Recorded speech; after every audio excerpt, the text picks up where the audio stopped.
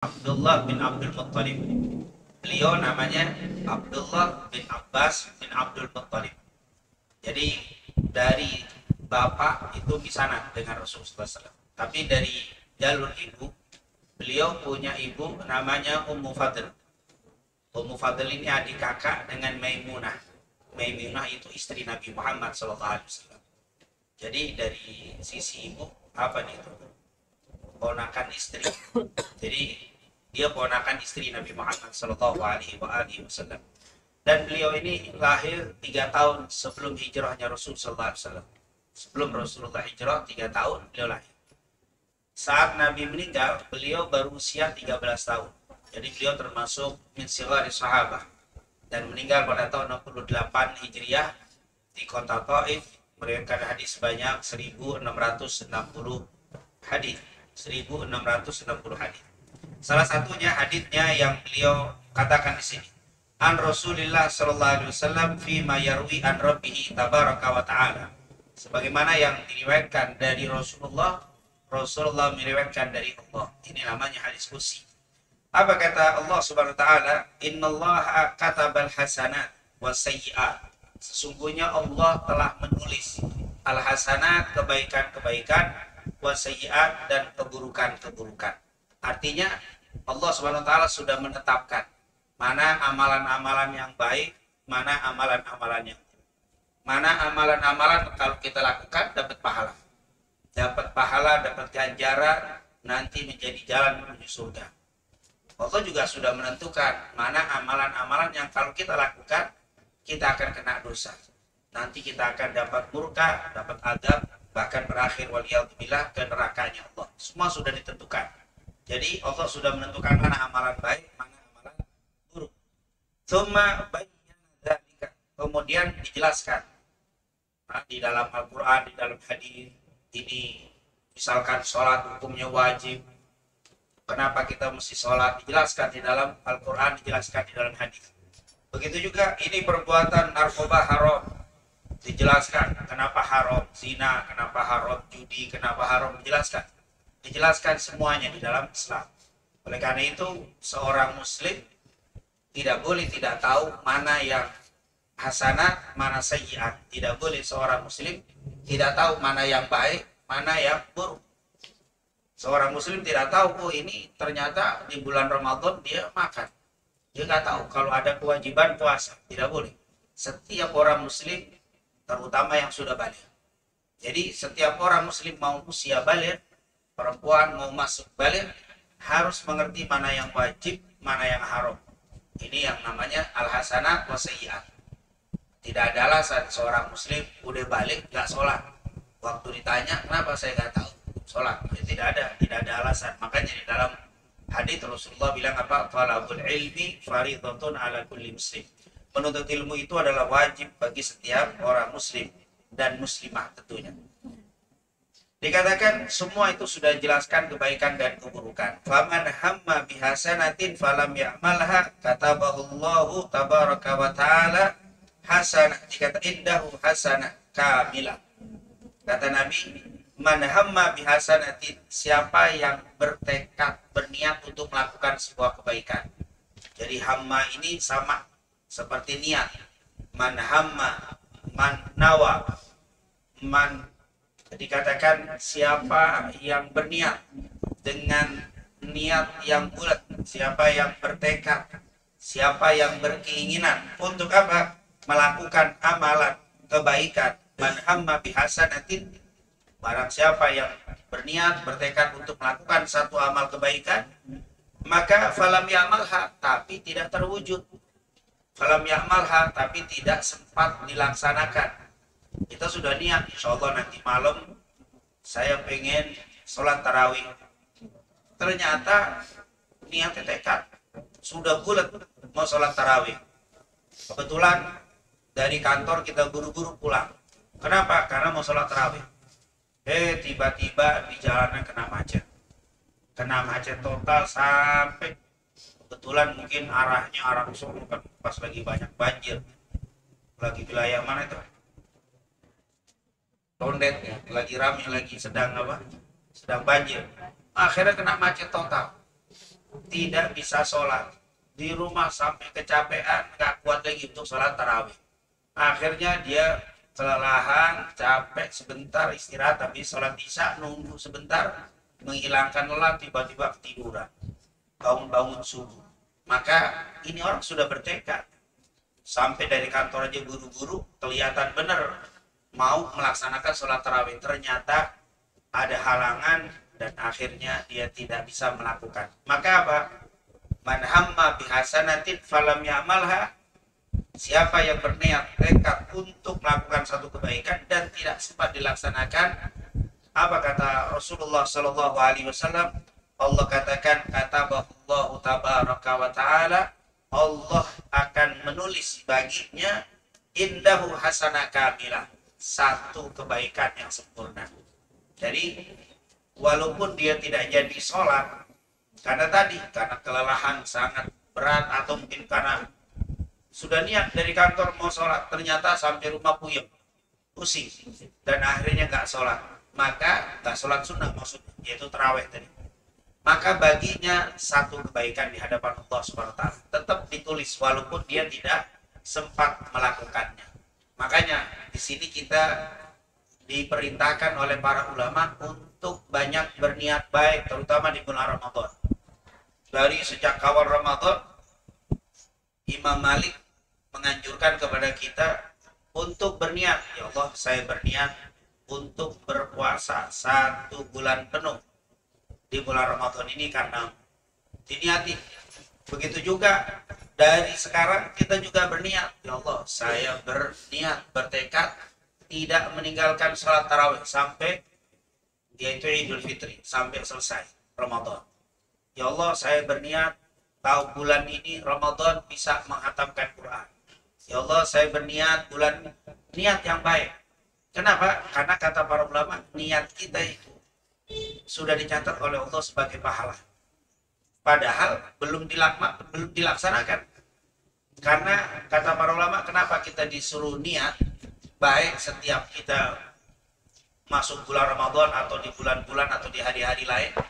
Karena memang pertama, niat itu adalah ibadah yang tidak digoda oleh syaitan. Jadi orang kalau niat, itu setan belum godain. Sekarang kita mau niat, misalkan, saya insya Allah nanti mau bangun sebelum subuh, sahur, kemudian saya mau sholat jamaah bersama di masjid bagi laki-laki. Misalkan, niat baik itu adalah ibadah yang tidak digoda syaitan. Makanya niat itu mudah. Niat itu gampang. Kenapa? Karena tidak digoda sama syaitan. Tapi ketika mau mewujudkan niat baru digoda sama syaitan. Maka alangkah ruginya kita ketika ada ibadah yang tidak digoda syaitan, kita tidak melakukan. Apa itu niat? Insya Allah nanti maghrib saya niat sholat berjamaah. Insya Allah pada isya nanti saya akan sholat berjamaah dengan imam sampai selesai. Insya Allah besok. Niat-niat baik itu adalah ibadah yang tidak digoda syaitan. Oleh karena itu alangkah ruginya orang yang tidak berniat baik. Setiap hari kita bangun tidur, alhamdulillahilladzi ahyana ba'da ma amatana, berniat, ya Allah, insyaallah hari ini saya akan sholat duha. Hari ini saya akan tidak meninggalkan sholat berjamaah. Hari ini saya ingin bersedekah, hari ini saya ingin berbuat baik sama fulan. Itu niatkan baik, karena niat itu adalah ibadah yang tidak digoda oleh syaitan. Yang kedua, niat itu menjadi nilai walaupun belum terwujud. Nah, kata Rasulullah SAW, Allah menuliskan satu kebaikan baginya.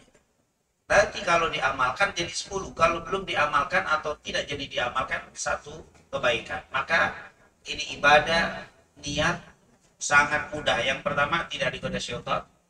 Yang kedua, sudah dapat ibadah, nilai ibadah. Yang ketiga, niat itu menjadi doa. Jadi ketika kita niat, insya Allah malam ini saya mau tarawih full. Saya ingin malam ini membaca 1 lembar, 2 lembar halaman dari Al-Quran. Itu niat itu menjadi doa untuk kita. Maka dengan niat-niat baik itu, insya Allah nanti Allah mudahkan untuk kita melakukan amal soleh. Nah, makanya di sini Rasulullah SAW mengingatkan, sungguh siapa yang bertekad berniat melakukan amal soleh, Lalu ternyata karena ada udzur dia tidak bisa melakukannya, maka Allah tulis baginya hasanah kamilah, satu kebaikan yang sempurna, satu pahala yang sempurna di sisi Allah.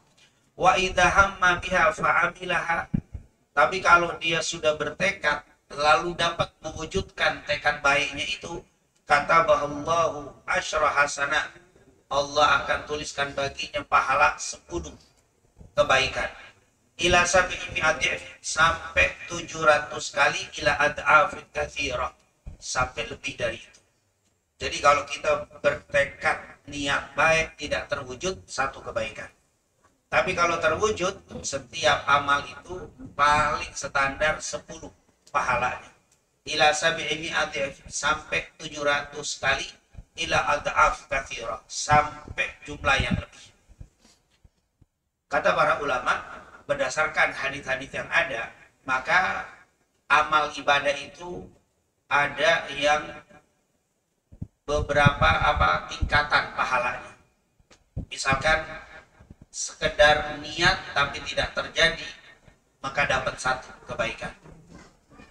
Kalau dia niat lalu terwujud, perbuatan baiknya itu mendapatkan standarnya 10, yaitu 10 kebaikan. Misalkan kita berbuat baik, kita berzikir sekali, misalkan subhanallah wa bihamdi subhanallahil azim, itu dapat 10 kebaikan. Jadi 10 hasanah Allah tulis bagi kita 10.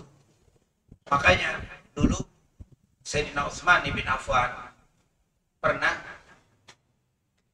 ketika terjadi perang Khaybar, atau dalam riwayat perang Tabuk, terjadi peperangan atau mau mengadakan perjalanan perang, tapi waktu itu kaum muslimin sedang paceklik, nggak ada banyak makanan, tidak banyak harta untuk dibawa bekal perang.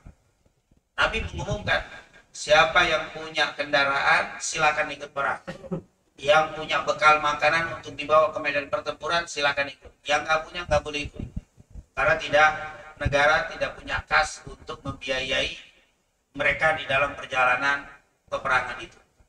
Akhirnya para sahabat berlomba untuk menyumbang, salah satunya Utsman bin Affan. Waktu itu Sayyidina Utsman datang dari Syam, kafilah dagang beliau punya kafilah dagang, salah satunya dalam riwayat hampir 40 ekor unta yang di atasnya itu penuh dengan barang dagangan yang mahal-mahal dari kota Syam.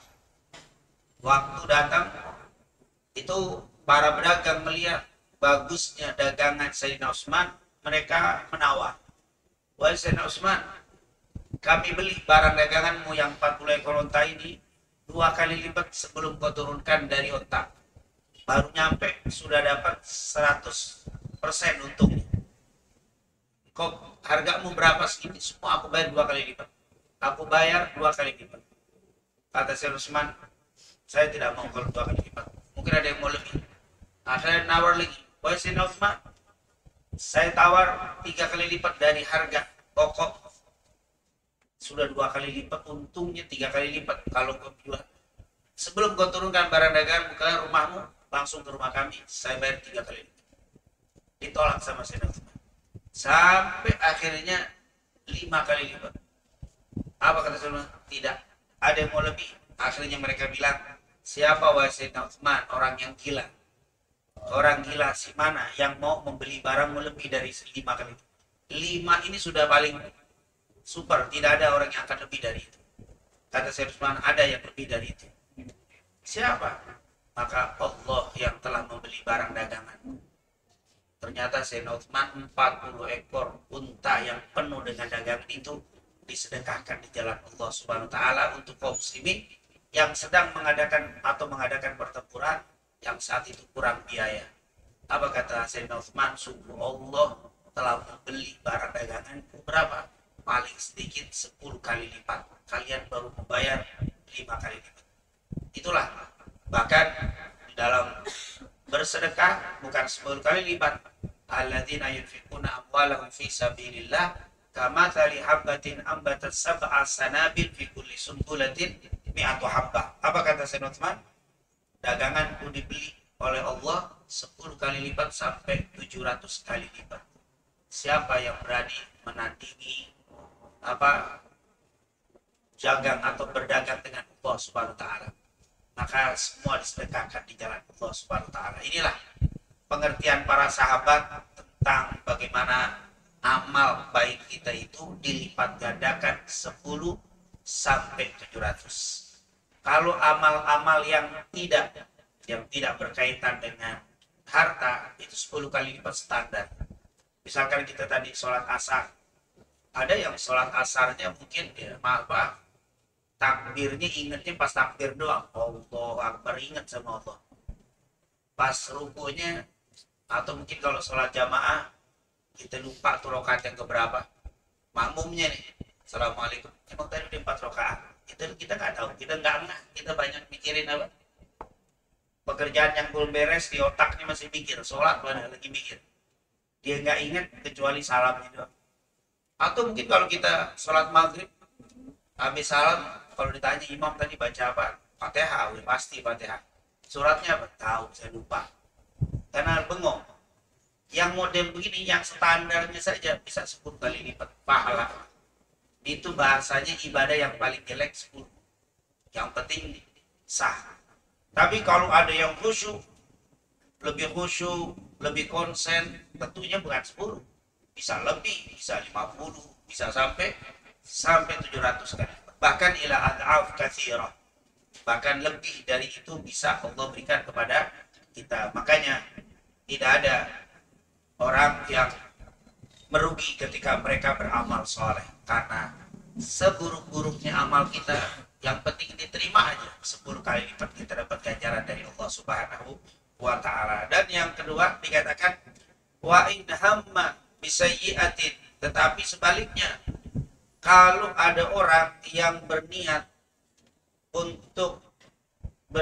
melakukan keburukan, wa in hamma bisayyi'atin falam ya'malha, tapi kalau ada orang yang bertekad bulat untuk melakukan keburukan, falam ya'malha, tapi tidak jadi dilaksanakan, maka di sisi Allah baginya hasanah kamilah, Allah tuliskan baginya 1 kebaikan. Seperti yang pernah kita singgung, kita melakukan melakukan keburukan, waktu mau melaksanakan kita ingat sama Allah, akhirnya kita gak jadi, takut dosa, akhirnya dia tidak berani melakukan maksiat karena Allah, maka baginya 1 kebaikan yang sempurna. Wa in hamma, tapi kalau dia melakukan atau berniat melakukan keburukan, fa'amilaha, lalu dia wujudkan keburukannya, kata Allahu sayyi'ah wahidah, dituliskan untuknya 1 keburukan. Subhanallah. Kita maksiat 1 dosa. Kita niat maksiat nggak jadi karena Allah, dapat kebaikan. Tapi kalau niat baik tidak terjadi 1 kebaikan, kalau terjadi 10 sampai 700 bahkan lebih kebaikan yang Allah siapkan. Oleh karena itu kata Imam Syafi'i, sungguh aneh, sungguh unik. Siapa unik wahai Imam? Orang muslimah bisa masuk neraka, itu aneh. Kok bisa masuk neraka? Kenapa?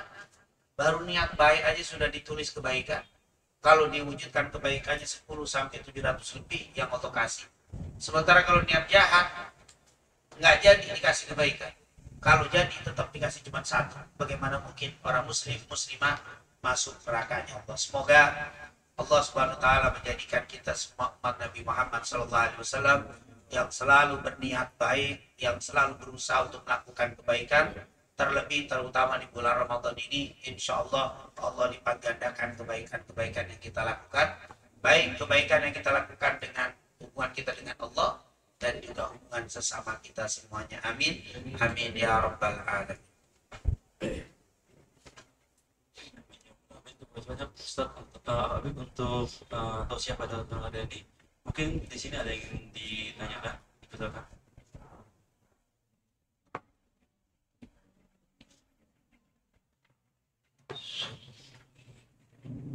Assalamualaikum warahmatullahi wabarakatuh. Waalaikumsalam warahmatullahi wabarakatuh. Izin Habib bertanya terkait dari niat baik tadi Habib. Di niat ingin naik haji, tapi belum berangkat sudah puasa. Mohon izin, apakah niatnya itu yang berniat itu udah sama naik haji atau bagaimana? Ya. Iya, kalau sudah dia berniat, apalagi sudah naruh uang apa DP apa itu ya, untuk dapat seat untuk biasa misalkan 25 juta udah bayar. Nah, belum sekarang ini orang pergi haji daftar sekarang Jakarta itu sekitar 20-an tahun kayaknya. Paling cepat 10 tahun cepat banget itu, yang tua-tua dipercepat itu. Tapi kalau yang muda biasa bisa 20 sampai 26 tahun setelah berangkat. Dia daftarnya umur 30, berarti sekitar 55 lah diberangkat. Dari umur 30 dibayar. Itu kalau apa? Yang muda. Tapi kalau tua biasanya dipercepat 10 tahunan.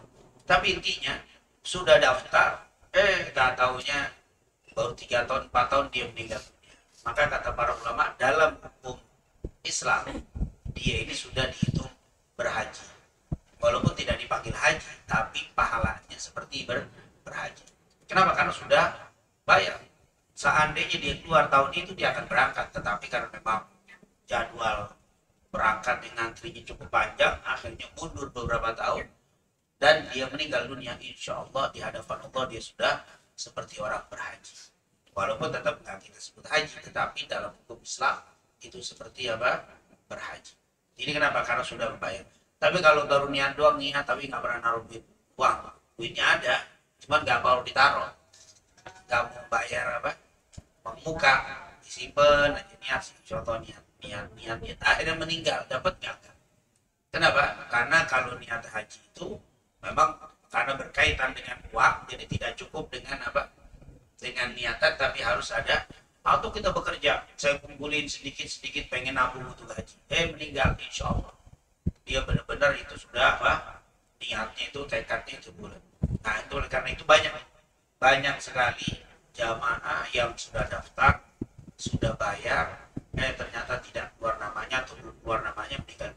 Insya Allah mereka ini di hadapan Allah seperti orang yang berhaji. Insya Allah. Nah ini tentunya hampir tiap tahun. Ini sangat cukup banyak sekali.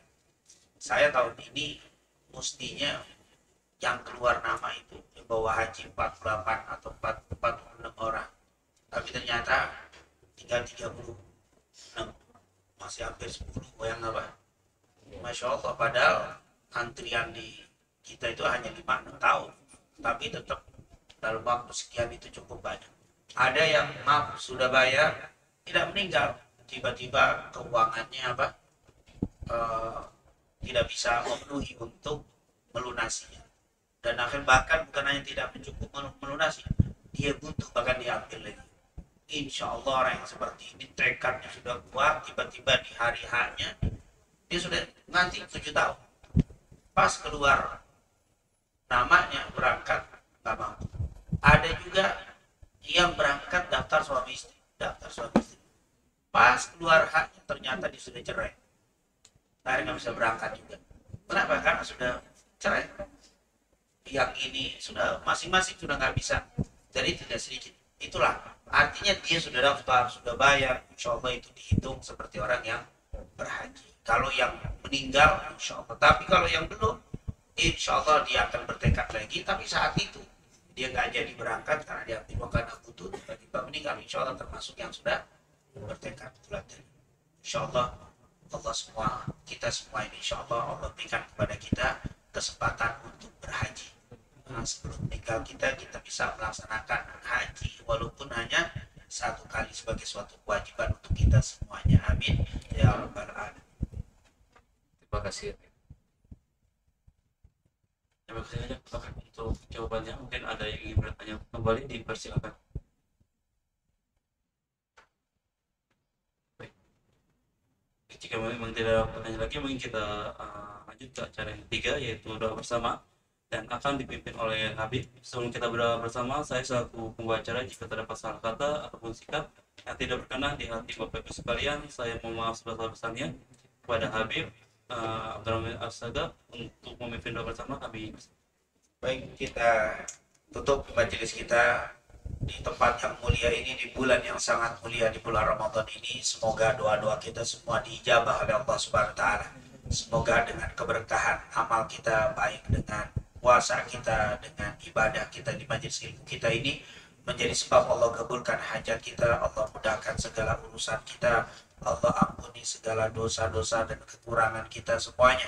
Dan semoga Allah Subhanahu wa taala menjadikan bulan Ramadan ini sebagai bulan penghapus dosa kita semuanya.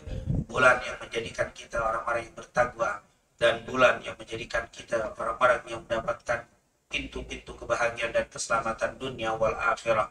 Amin amin ya rabbal alamin. Rabbana taqabbal minna innaka antas samiul alim wa tub alaina innaka antat tawwabur rahim. Allahumma inna nas'aluka ilman nafi'an wa rizqan tayyiban wa amalan salihan. Allahumma barik lana fi Ramadan wa a'inna alaina bil qiyam wasiyam bi rahmatika ya arhamar rahimin. Ya fariqal furqan wa munzilal Qur'an bil hikmati wal bayan. بارك اللهم لنا في شهر رمضان بارك اللهم لنا في شهر رمضان بارك اللهم لنا في رمضان وعنا علينا سنين بعد سنين وعوام بعد الأوام برحمتك يا أرحم الراحمين. ربنا آتنا في الدنيا حسنة وفي الآخرة حسنة وقنا عذاب النار. وصلى الله على سيدنا محمد وعلى آله وصحبه وسلم والحمد لله رب العالمين. Sebagai penutup acara pada pengajian sore hari ini, mari kita membaca kafaratul majelis. Subhanakallahumma wa bihamdika asyhadu an la ilaha illa anta astaghfiruka wa atubu ilaik. Assalamualaikum warahmatullahi wabarakatuh. Waalaikumsalam.